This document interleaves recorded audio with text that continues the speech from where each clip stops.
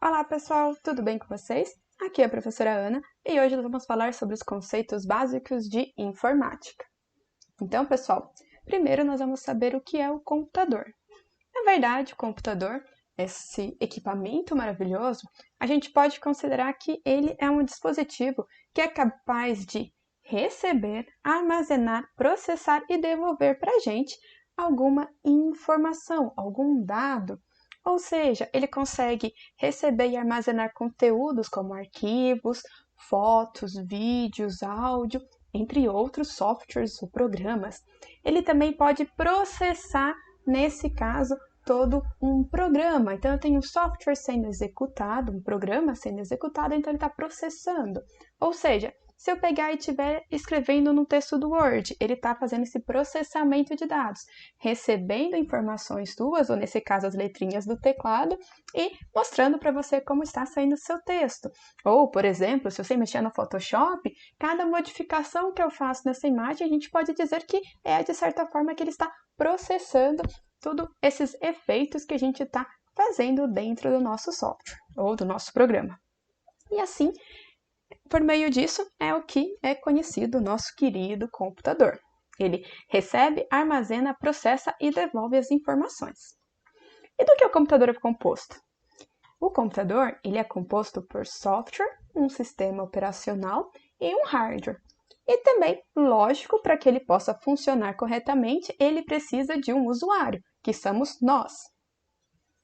Então, para poder entender melhor esses conceitos, vamos ver primeiro o que é o hardware. O hardware, na verdade, ele é toda a parte física do computador. É tudo que a gente pode tocar. Então, eu posso tocar numa câmera, eu posso tocar no monitor, eu posso tocar num pendrive, posso tocar no notebook, posso tocar na impressora, na tinta da impressora, entre vários outros, nos cabos de rede, nas placas. Então, tudo isso que a gente tem, que a gente pode tocar, podemos pegar, é chamado de hardware, a nossa parte física. Na computação, a gente brinca bastante que hardware, muitas vezes, é que a gente pode chutar, porque se eu estresso, né, nesse caso, eu posso chutar, posso bater. Então, muitas vezes, a gente acaba guardando isso. E quando a gente fala de hardware, existe uma classificação para a gente poder falar um pouquinho de hardware, que são chamados de dispositivos periféricos. E esses dispositivos são utilizados para efetuar a entrada ou a visualização de dados do nosso computador, o nosso microcomputador, sendo dividido em 3 grupos. Então, esses dispositivos periféricos da parte do hardware, eles são divididos em 3 grupos. O primeiro grupo que a gente vai ver é o grupo de entrada, que são os dispositivos em que o usuário fornece dados ao nosso computador.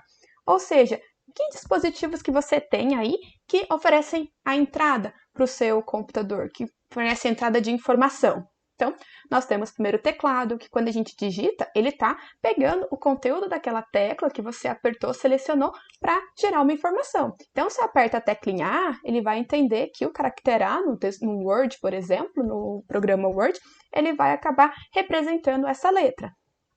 O microfone, igual agora eu estou falando com vocês, quer dizer que o meu microfone ele está pegando esse áudio. Então, ele é um dispositivo de entrada, ele está pegando esse áudio e vai ficar gravado no vídeo para vocês.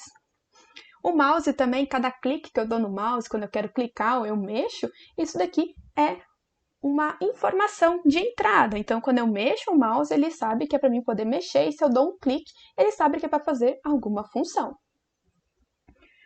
Depois nós temos também a câmera, quando ela pega a nossa imagem, pega os nossos dados, ela está obtendo informação, está recebendo informação. Esse hardware chamado scanner, ele também é um dispositivo de entrada, porque ele vai, por exemplo, escanear um documento, escanear uma foto e assim enviar esses dados para o nosso computador. Então, esses itens são classificados como itens de entrada. Depois aqui nós temos dispositivos de saída.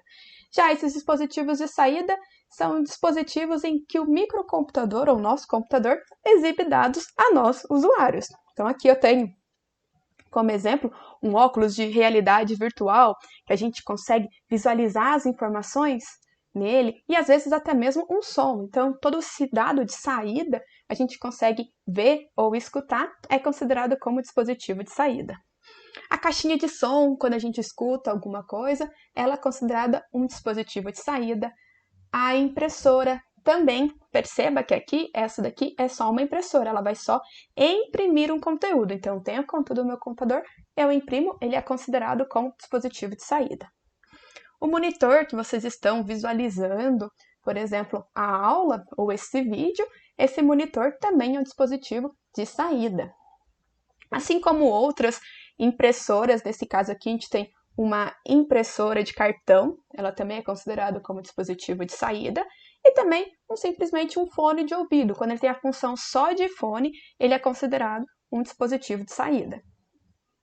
Mas existem dispositivos que, se a gente for começar a pensar, ele pode ser tanto de entrada quanto de saída, que também podem ser chamados como dispositivos híbridos. E esses dispositivos em que o usuário pode tanto fornecer os dados ao computador, como receber esses dados. Então, um desses dispositivos é a multifuncional. Aí sim, a multifuncional, aqui ela tem uma foto, por exemplo, que ela pode escanear essa foto para dentro do meu computador, da mesma forma que ela pode imprimir esse dado para mim, esse arquivo para mim. Então, ela é considerada como dispositivo de entrada e saída. Isso, uma multifuncional. Também temos o roteador. Então, no nosso caso, um roteador ele também é considerado como dispositivo de entrada e saída, porque ele recebe esses dados e manda sinal para a gente, para que a gente possa utilizar a nossa internet, tanto pelo celular quanto computador. Então, ele também é um dispositivo de entrada e saída. Temos também todos esses dispositivos que a gente possui com touchscreen, que são dispositivos que são habilitados pelo toque. A gente tem uma visualização e consegue clicar. Então, esses dispositivos também são considerados como periféricos de entrada e saída. Nesse caso aqui, a gente tem uma TV que tem um touchscreen, aqui um computador, uma tela que é sensível a toque, o nosso próprio celular, uma mesa digitalizadora, nesse caso aqui bem profissional, são dispositivos de entrada e saída. Mas existem outros ainda. Vocês lembram de mais algum? Então, um deles, por exemplo, é o Data Show. Então, ele recebe esses dados e acaba enviando esses dados para a gente. Ele é um dispositivo de entrada e saída. E também o famoso pendrive, que a gente acaba utilizando sempre para poder passar um arquivo para um amigo, um colega. Então, o pendrive também é um dispositivo de entrada e saída. E depois, agora que a gente já sabe o que é um hardware, vamos descobrir o que é um software. Então, hardware, lembrando, ele é a parte física do nosso computador. Então, software vai ser a nossa parte lógica. Então, nós temos que software, ele é a parte lógica do computador, ou seja, são todos aqueles programas que funcionam na tela do nosso computador ou também do nosso smartphone, sem problema. E é o que realmente dá vida a esse dispositivo.